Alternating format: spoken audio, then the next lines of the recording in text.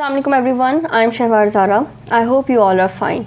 Our today's lecture is basically the part 2 of our previous topic, that was regulation of transcription in eukaryotes. So before moving towards our today's topic, let's take a brief overview of the things that we have discussed in our last lecture, that was your lecture number 10.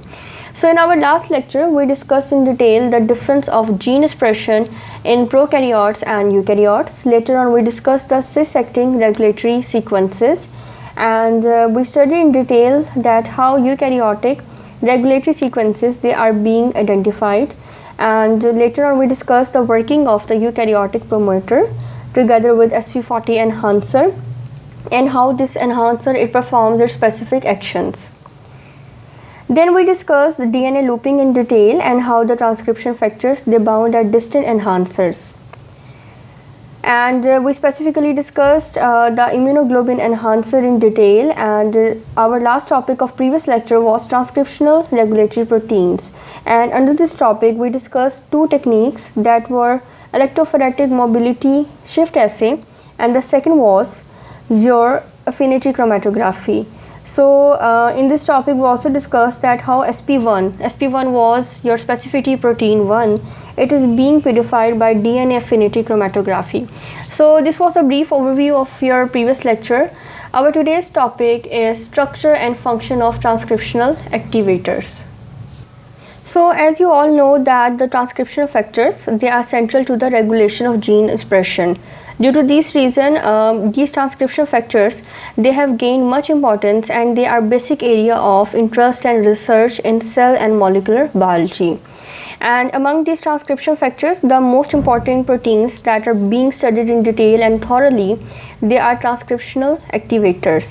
And these transcription activators, the structure of these transcription activators is basically it consists of two domains. The one region of this protein is specifically binds to DNA, whereas the other one it activates transcription by interacting with other components of transcriptional machinery. These transcription activators they are also called as modular proteins, and the reason behind calling them modular protein is that because the DNA binding and the activation domains of different factors they can frequently interchange by using recombinant DNA techniques. So as a result we call them as modular proteins, and due to these manipulations hybrid transcription factors they are being produced, and these hybrid transcription factors they activate transcription by binding to promoter or enhancer sequences, and these promoter enhancer sequences they are being determined by the specificity of their DNA binding proteins. Means that DNA binding domains they will identify the specific promoters and enhancers, and as a result transcription will be activated. So concluding this all which we have discussed, it appears that the basic function of the DNA binding domain of this transcription activator is to anchor the transcription factor to the proper site of DNA. And after this anchorage of the transcription factor activation domain, what it does is that it independently stimulates transcription by interacting with other proteins. So this was about a brief discussion about the transcriptional activators. So here in the diagram you can see the structure of transcriptional activators, and you can see that the two domains which I have told you in the previous slide that were the DNA binding domain it is being marked, and this DNA binding domain, if I repeat once again, it recognizes a specific DNA sequence, and then the second domain is basically your activation domain, and this activation domain it interacts with other components of transcriptional machinery. Both these domains you can see the DNA binding domain it is being colored light blue, whereas the activation domain it is being colored as navy blue. So up till now different transcription factors they have been identified in eukaryotic cell, and molecular characterization has shown that these the DNA binding domains of these transcription factors they are related to one another. And one example of this thing is that of zinc finger domains. Zinc finger domains are basically the type of DNA binding domain, and it consists of loops that contain cysteine and histidine residues, and these cysteine and histidine residues, they bind to zinc ions. So this is your zinc finger domain. So these domains, they were identified in the polymerase 3 transcription factor, that is TF3A. You can see it is written in the slides, TF3A. But it was also discovered that these zinc domains, they are also common among transcription factors that regulate polymerase 2 as well, polymerase 2 promoter, including SP1. SP1 again is your specificity protein 1. Other examples of transcription factors that contain this zinc finger domain are the steroid hormone receptors. So what are these steroid hormone receptors? They basically regulate gene transcription in response to hormones such as estrogen and testosterone. So now let's see that different families of DNA binding domains. So here in the figure you can see the 4 types is being shown. The first A1 is your zinc finger domain, and in this you can see that this zinc finger domain, it consists of the loops, and these loops, in these loops alpha helix and beta sheet, you can see here they are being marked. So these loops contain alpha helix and beta sheets that are coordinately bind to the zinc ion. You can see here, this is your alpha helix and this is your beta sheet, and see here that it is coordinately bind to the zinc ion. Okay, then in your B diagram is basically the helix turn helix domains, and these helix turn helix domains, they consist of 3 helical regions. One helix, that is your helix number 3, you can see here it is being marked in the red one, this one. This region, it basically what it does, it makes most of the contact with the DNA, whereas these 2 helices, these 1 and 2 in the blue color, they lie on top and they stabilize the interaction. So these are their function. Then in the diagram number C, it is basically the DNA binding domains are being shown, and these DNA binding domains are of leucine zipper proteins, and they are formed from 2 distinct polypeptide chains. You can see it in the diagram. And interaction between these chains is basically the hydrophobic size chains of the leucine residues. It exposed on one side of helical region, okay, and they are responsible for dimerization. So this is your leucine zipper. It is a type of DNA binding domain. Then your last type of DNA binding domain is helix loop helix. So in helix loop helix, what is present? It contains domains that are similar to leucine zippers, which is your C1, okay, except that the dimerization domains of these proteins each consists of 2 helical regions separated by a loop. You can see there the loop separates the dimerization region. So these are the 4 types of DNA binding domains. So now we will discuss all these families of DNA binding domains in detail. So the first one is helix turn helix, and this helix turn helix domain was first recognized in prokaryotic DNA binding proteins, and it was also identified and recognized in E. coli catabolite activator protein, that is CAP, okay. And as I have told you before that in these proteins, one helix, it makes most of contact with DNA, as you can see, that is your helix number 3, while the other 2 helixes, that are your helix number 1 and 2, that is being shown in blue color in diagram, they basically they lie across the complex to stabilize the interaction of the helix number 3. And so this was the case in prokaryotes, whereas in eukaryotic cell what happens is that this helix turn helix protein, it includes the homeodomain proteins, and the function of this homeodomain proteins is actually to play a critical role in the regulation of gene expression during embryonic development. So this is the function of this homeodomain. Then you have the genes that were first discovered the genes that were first discovered as developmental mutants, they were in Drosophila. So these homeodomain proteins, or you can say this gene regulation of gene expression during embryonic development, it was first discovered in Drosophila, and it was recognized, some of the earliest recognized Drosophila mutants. It was found that in the development of these Drosophila fly, what happened that in one homeomorphic mutant, body parts was transformed into another. So what happened when this in Drosophila in 1894, sorry, they identified that the one body part, it is being, you can say, it is being transformed into another, and we will discuss that how this happened. So before we proceed further, first let's discuss that what are the homeotic genes. Homeotic genes are basically the genes that are involved in the evolutionary development. They are basically the part of evolutionary development biology, and these genes, they regulate the development of anatomical structures in various organisms such as echinoderms, insects, mammals and plants. So these are the homeotic genes. So what are the homeotic mutant? What is the homeotic mutant? So the mutation in homeotic gene caused by that causes the displaced body parts. We will see that how these body parts are being displaced. Next we will discuss the example. So the mutation in homeotic genes is known as homeotic mutant. It results in homeotic movement. So one such example of this homeotic mutant is basically Entenapedia, and it is a type of Drosophila.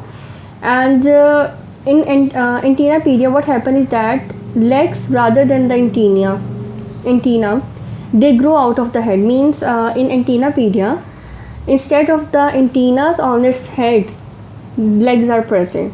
So as I was telling you that the homeotic mutant body parts are being replaced. So here you can see that the antenna are being replaced by the legs.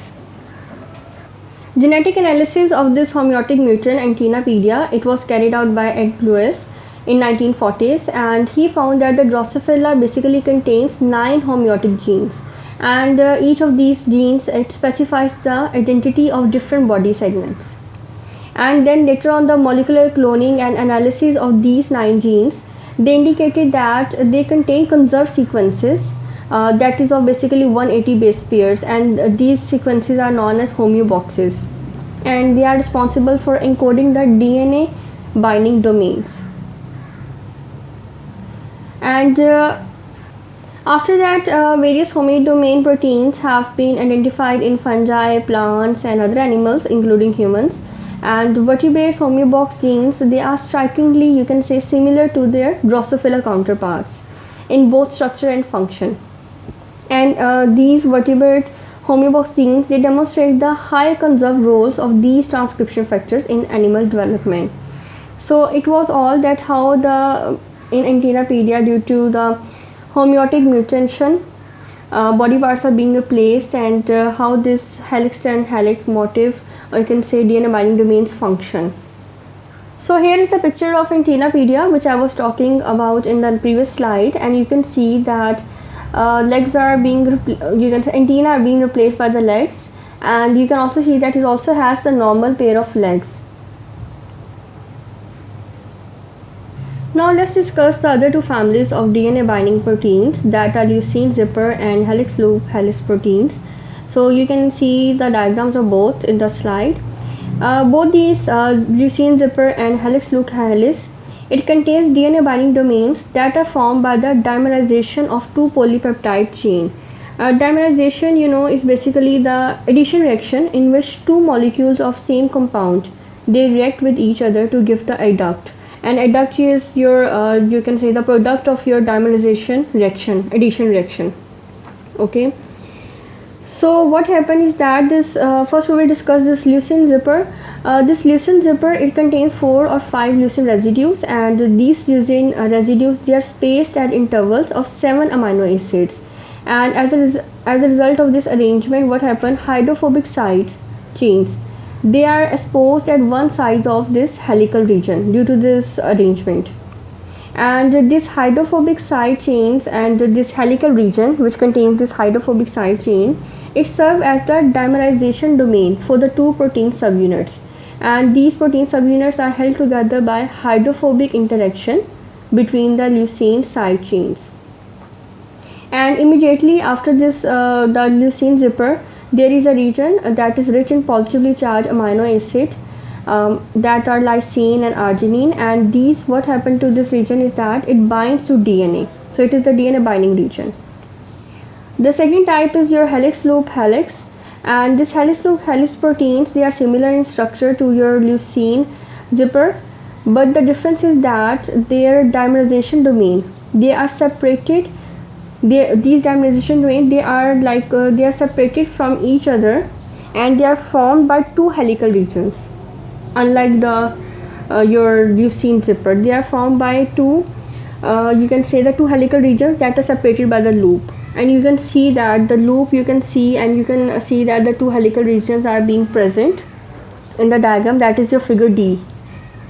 Okay. So this is the basic difference between the leucine zipper and the helix loop helix structure.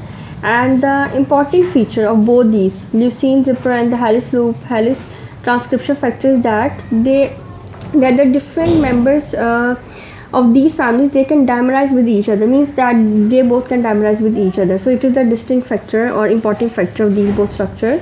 And as a result, what happens is that the combination of distinct protein subunits, they can be formed and expanded array of factors that can differ both in DNA sequence and recognition and transcription stimulating activities. Another role of leucine zipper and your helix loop helix protein is that regulating tissue specific and inducible gene expression and the formation of dimers between different members of these families. It is basically the critical aspect of the control of their function. So this was all about the leucine zipper, and you can see the diagram that leucine side chain, which I have told you that is being formed, that is the hydrophobic site, and it is being exposed at the one side of helical structure.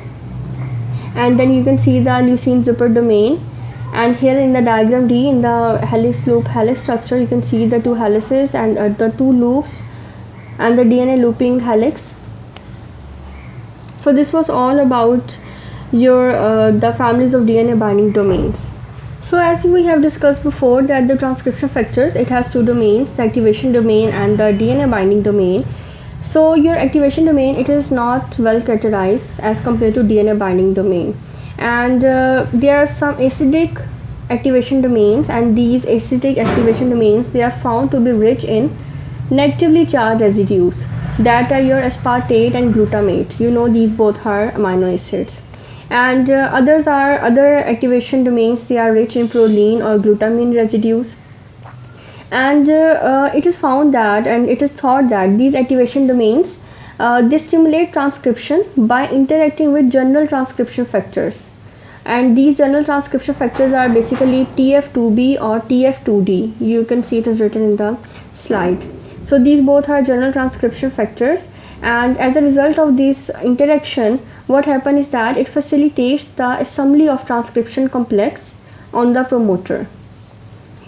Here we will discuss a short example that for example, the activation domain of several transcription factors, including the SP1. SP1 is your specificity protein 1. It has been shown to interact with TF2D by binding to TBP associated factors. And this your TBP is basically your that one TATA binding protein, and TATA binding protein was basically a basal transcription factor that binds directly to TATA box. So it has been observed that it interacts with the TF2D by binding to TBP associative factors. And the important feature of this interaction is that different activators, they can bind to different general transcription factors or TFs, providing a mechanism by which the combined action of multiple factors, they can synergistically means that through cooperation stimulate transcription. So all these factors, they stimulate transcription through cooperation, and this is basically the key feature of transcription regulation in eukaryotic cells. This synergistic action of transcription activators is the key feature of transcription regulation in eukaryotic cells. Here is the diagram of synergistic action of transcription factor activators. And synergistic, I have told you, it means through cooperation. And what in diagrams is being shown is that the different transcription activators, you can see that TAF1, TF2, TBP, these activators, they interact with the general transcription factor, that is your TF2D. So it is your general transcription factor, and these transcription activators, you can see they are bind to different TAFs. So this is all the synergistic action of the transcription activators. Then you have eukaryotic repressors, and gene expression in eukaryotic cells, it is regulated by repressors as well, just like the transcriptional activators. And just like the prokaryotes, eukaryotic repressors, they can bind to specific DNA sequences and they can inhibit transcription. In some cases, these eukaryotic repressors, they simply interfere with the binding of other transcription factors to DNA and which promote transcription. For example, if we take example here, that the binding of the repressor near the transcription start site, what will happen is that it will block the interaction of RNA polymerase or the general transcription factor with the promoter, this eukaryotic repressor. And this action of, or you can say the action of this RNA repressor, this repressor is basically similar to the action of repressor in bacteria. Other repressors that are present, they compete with activators. One example I have told you before, that it will interact with the promoter, and the other what it does is that they compete with the activator for binding to specific regulatory sequences. And some of these repressors, which you can say compete with the activators, they contain same DNA binding domain as the activator, but they lack its activation domain.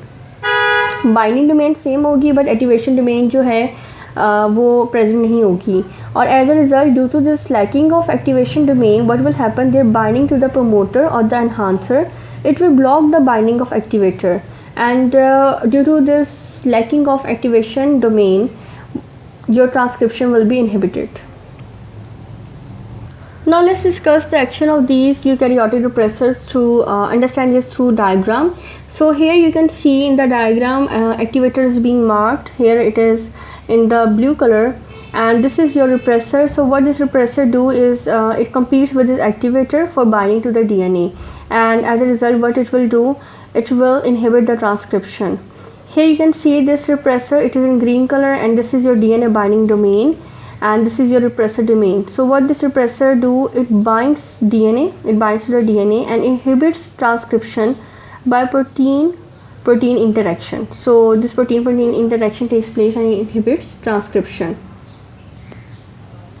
Other repressors, as I have told you before, that they have active repression, you can say domains that inhibit transcription by interaction with general transcription factors. One such example I have told you here, where you can see the protein interaction has taken place and transcription has been stopped. So this is how the eukaryotic repressor it works. So as I have told you before, that some repressors, they interfere with activator binding. In contrast of these activator binding repressors, there are some repressors that contain specific functional domains that inhibit transcription via protein interaction, and we have discussed this protein interaction in the previous slide. Such type of repressor that forms protein interaction, it was first described in 1990s during the studies of a gene called Kruppel, and basically this gene, it is involved in embryonic development in Drosophila. So the molecular analysis of this Kruppel protein, it showed that it contains a discrete repression domain, and this discrete repression domain, it was linked to the zinc finger DNA binding domain, and we have discussed this zinc finger DNA binding domain in the previous slides, the first time which we discussed.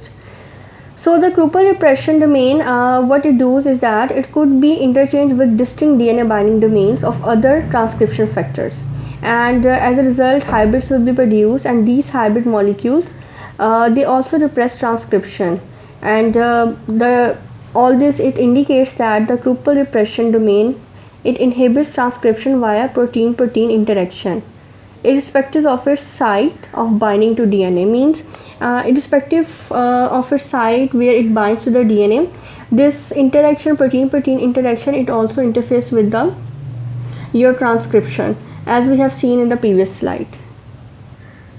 These activator repressors, they have found to play key roles in the regulation of transcription in animal cells, and in many cases they are found to act as critical regulators of cell growth and differentiation. And just like these transcription activators, several distinct types of repression domains have also been identified. For example, the repression domain of Kruppel, it is rich in alanine residues. So this your Kruppel domain, it is rich in alanine residues, whereas other repression domains are also present, and these repression domains, they are rich in proline or acidic residues. And the functional targets of these repressors are also diverse, means they will attack at different targets in order to repress your transcription process.